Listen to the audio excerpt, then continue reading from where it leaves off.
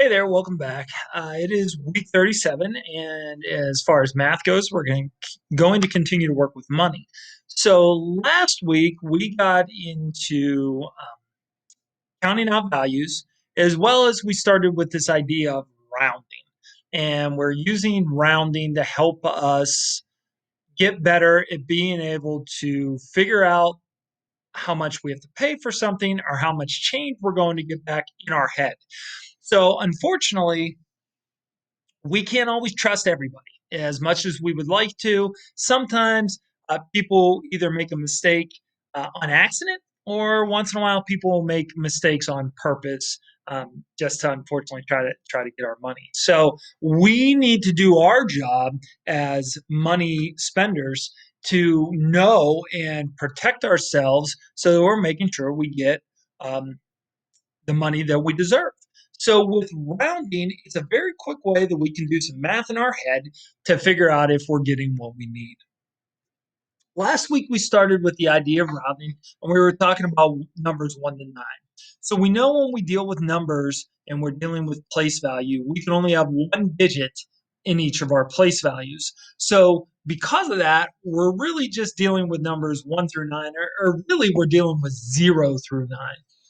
So we have the numbers 0 through 9, and we said we have a magic number.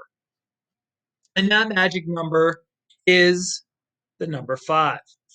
So if we have a number that is greater than 5, so 6, 7, 8, or 9, we know we're going to round up. And we'll talk about that here in a second. We know if we have a number less than 5, so 1, 2, 3, or 4, we know that we are going to round down. So let's talk about this rounding up and rounding down stuff. What does that mean? So as we talked about last week, I'm going to put a number on our board, and it's going to be a two-digit number, all right? Because I'm talking about money here. So I have the dollar sign and 0.32. So if you remember correctly, when I have a dollar sign and a decimal point, I'm talking about cents. So I have 32 cents here. I always want to pay attention when I round. I always want to pay attention to my ones column. All right, so I have a 2. All right, if I go up to my number line, there's my magic number 5. So now I'm going to come over here to 2. Oh, that's below 5 or less than 5. So I'm going to round down.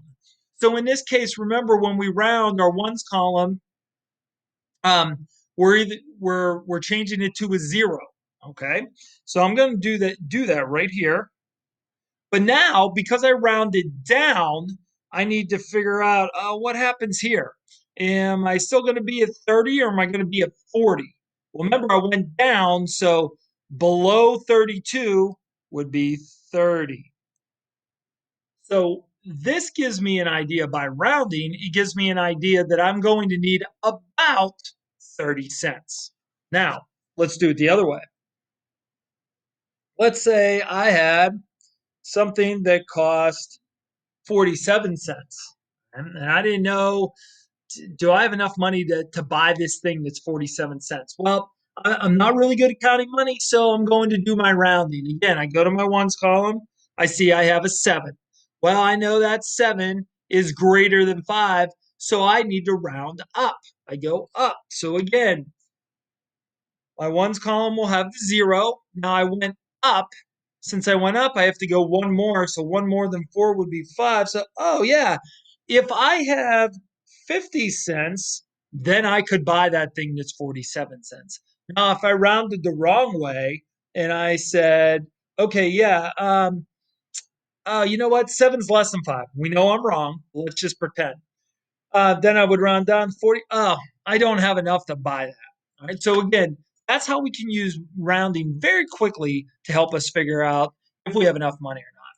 So we're going to use that rounding idea this week to work on making a purchase, both with buying more than one thing, as well as what kind of change am I going to get back. So we'll be zooming Monday, Tuesday, Thursday, Friday at 9:30. Please make sure you're there. Please bring some paper and a pencil or a whiteboard and some markers, and you'll be set to go. If you need anything, let me know through chat. Otherwise, looking forward to working on